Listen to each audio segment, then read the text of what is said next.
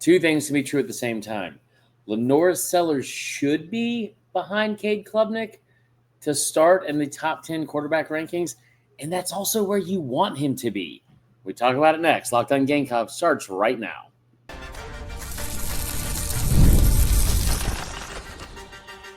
You are Locked On Gamecocks, your daily podcast on the South Carolina Gamecocks, part of the Locked On Podcast Network, your team every day. What's up, guys? Welcome into Locked On Gamecocks. I'm your host, Chris Marler, and welcome into another episode. It is Thursday, April 10th, I believe. We'll figure it out. It's not the most important thing. Regardless, thank you to everyone that's listening and to everyone that makes Locked On Gamecocks your first listen each and every day. Shout out to our everydayers. Remember, we're a free and available podcast wherever you get your podcasts, as well as on YouTube, part of the Locked On Podcast Network, your team every day. Now, today's episode brought to you by our friends at FanDuel. Right now, new customers can earn $250 in bonus bets when your first $5 bet wins. Head to FanDuel.com to get started today. All right, you heard me say it in the top of the broadcast, and I'm going to say it again, and it might rub some people the wrong way, but just hear me out, and let's make an objective point and get to the end result, okay? LaNorris Sellers should be behind Cade Klubnik in all of the preseason quarterback rankings, but two things can be true at the same time. That's also where you want him to be. Hear me out.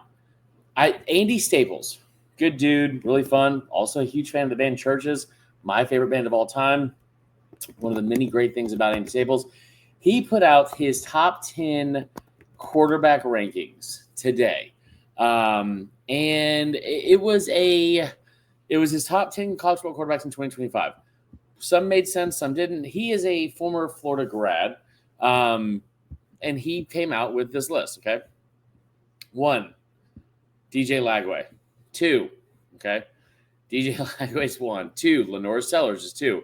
Cade Klubnik is 3. Arch Manning is 4. Garrett Nussmeier is 5. John Mateer is 6, the guy from Oklahoma. That's one of the most intriguing prospects in the whole country. Drew Aller is 7. Sam Levitt is 8. 9 is Darian Mensah, a kid going to Duke. He's from Tulane. And then 10 is Carson Beck. I personally feel like as the list went on, he kind of got a little bit off the rails and said whatever. He also does not have LaNorris Sellers as a quarterback below Cade Klubnik, but he probably should.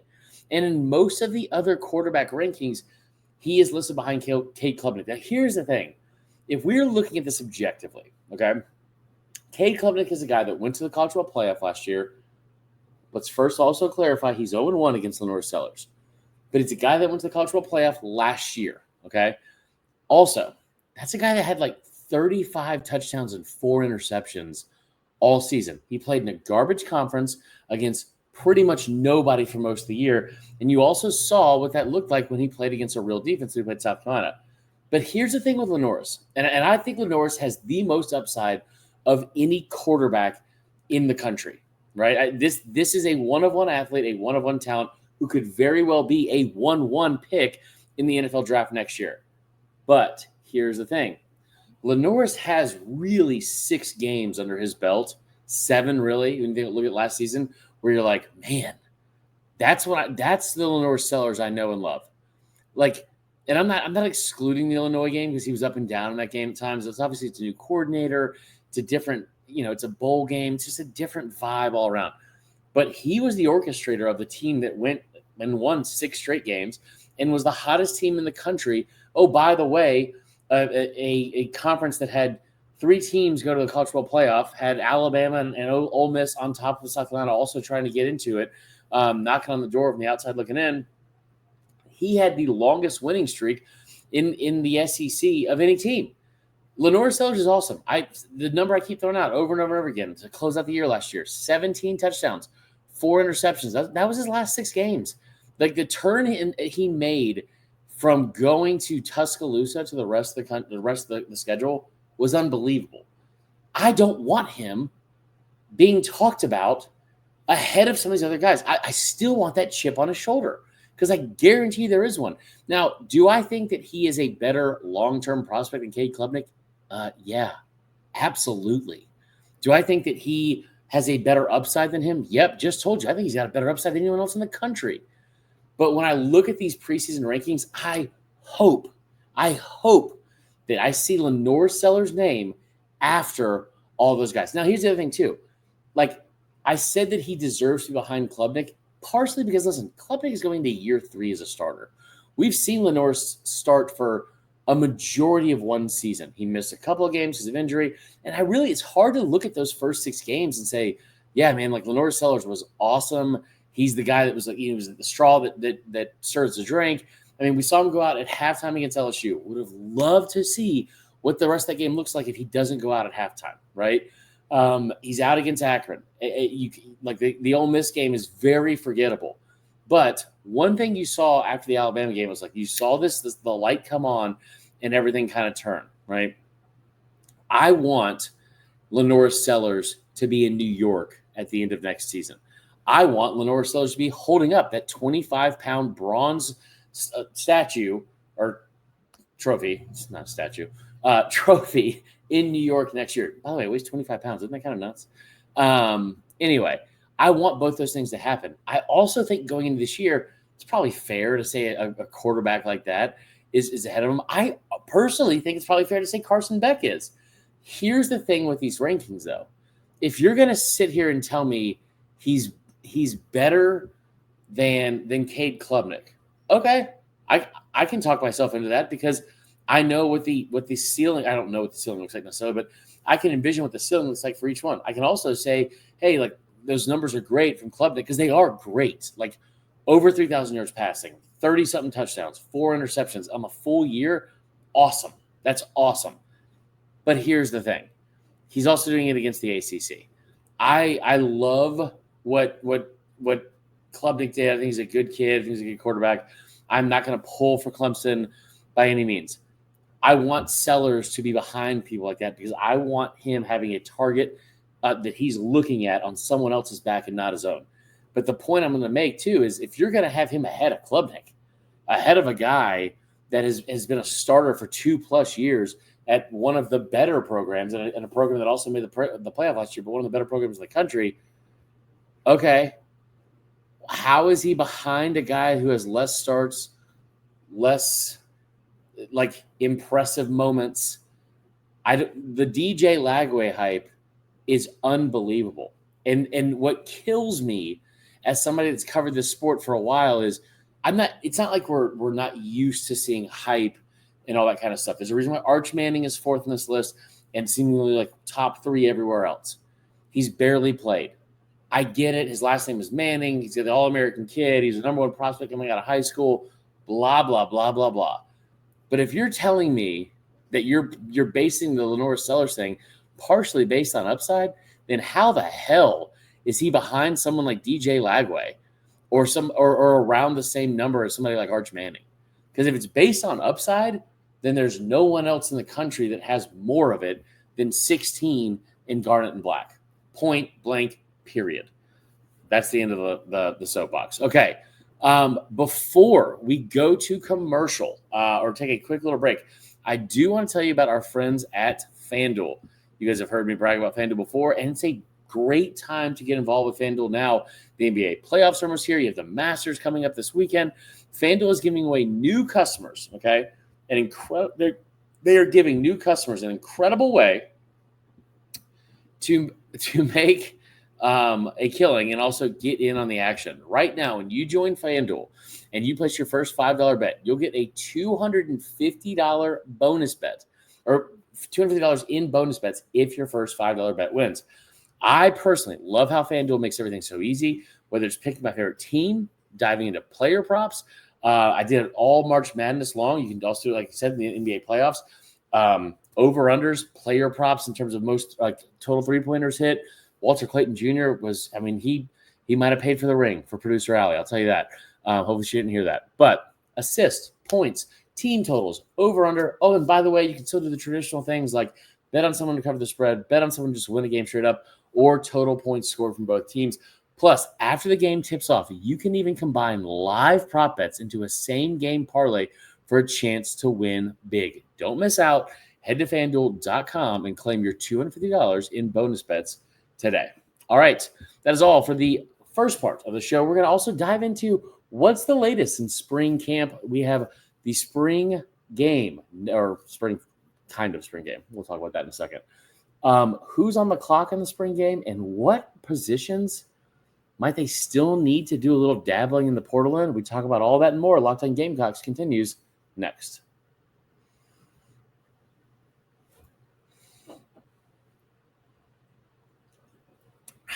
Okay. Just want to point out that was a Celsius, not a White Claw. I'm not judging the White Claw crowd. Just saying, what am I saying? It doesn't matter. Anyway, let's get into back to the show. Spring practice has been underway for a minute. A lot of spring games going on this weekend. South Carolina, not until next Friday, Good Friday, 7:30 p.m. will be in Williams-Brice Stadium. A modified version of a spring game. It will not be televised, which is weird. I think there's only one SEC spring game that's televised this year, and it's Texas A&M. They're the only ones playing like a real spring game, as opposed to some other modified version of one that you're seeing from around the SEC and around the country as well. Now, here's the thing I keep coming back to. There's a couple things I'm looking forward to most with this. One, who is going to take the lead at the running back position? Also, do you need someone to? We're going to get into that in a second. And then the other thing is, it feels like, even though we don't know a ton, and I'm not going to sit here and say what we have learned and who's on the 2 deep or 3 deep or anything like that. We all heard Shane Beamer go off on the media the other day about that. I'm not going to be one that Shane Beamer is going to go off on, so I'm just going to, my lips are sealed and not overreact to that. But is there a position of need where they might have to go back into the portal and do a little dabbling and do a little bit of recruiting there? The portal opens in, I think, like 8 days, 7 days. Let me double check this. It opens on the 15th. So you're talking about in a couple of like less than a week now. It also closes on the 25th. There's a couple things about what South Carolina has with their schedule and how it's set up, what it's telling me. One, if the portal window is closing on the 25th, now it doesn't mean that you can no longer sign players on the 25th. It just means you can no longer submit your name to go into the portal. I don't think that South Carolina decided to put their spring calendar up against that in any sort of way by design. But what I will say is, with 7 days between the spring game and the portal window closing, I don't expect to see a lot of South Carolina players enter it after the spring practice is done. I don't expect to see that a lot anyway. I think that the way this team is, and program is, I don't expect to see a lot of that going into the summer. Maybe I'm wrong about that, but that's just what I think.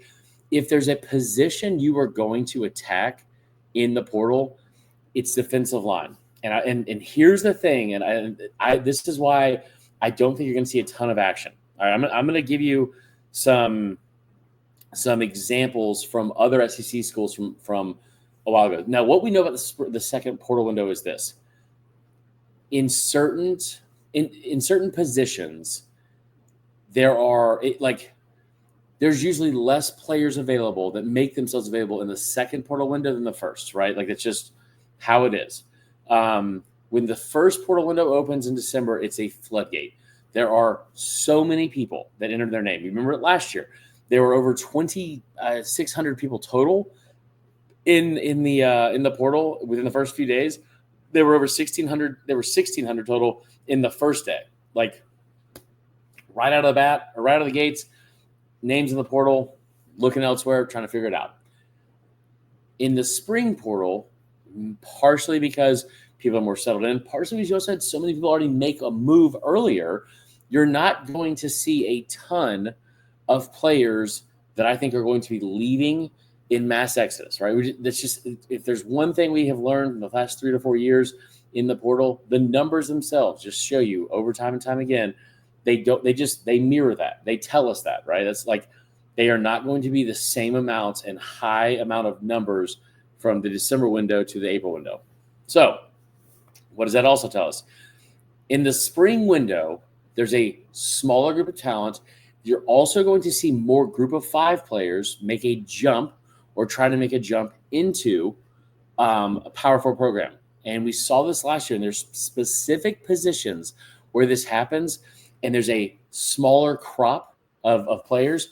So when a Power 4 program especially sees we're thin here, we had some injuries here, and now you're talking about we're having some injuries here, and you're like 5 months from the season starting, there are some drastic measures sometimes you have to be taken. What does that do? You guys know supply and demand just as well as I do. The supply goes down, demand goes up, and so does the price, right?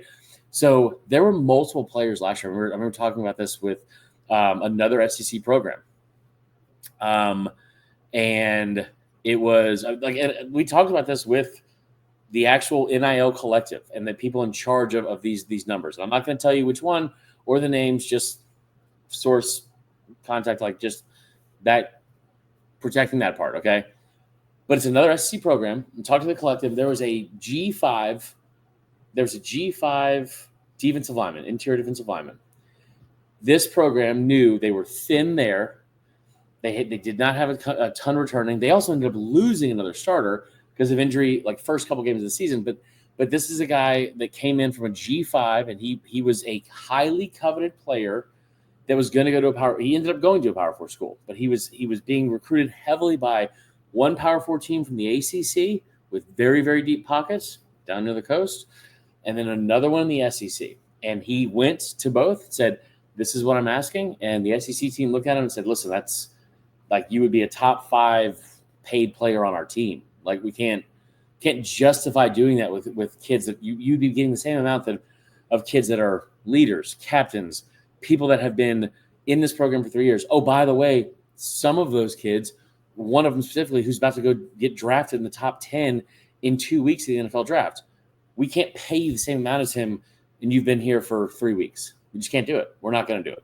So he ends up signing with the ACC school with deep pockets, ends up going there. I don't even know how his season went, but it's a good example of, hey, this is how when you only have so much money to be allocated and you only have so many spots, they're going to be throwing money around, especially at some specific positions, more so than others. Here's the other part. I personally think that most of the money allocated for a lot of these teams has probably already been spent, whether it's in basketball, whether it's in football from the spring window, and also just like the spring roster.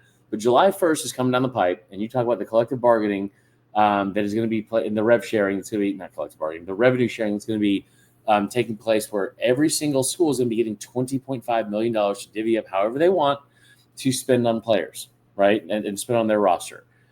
A lot of that has already been divvied up. But what you have seen, and you've seen it in basketball, you've seen it in football, is a surplus of cash that some schools are able to use because it's like, listen, hey, this is our – like you think about a fiscal year. Like this is how much we have for a fiscal year.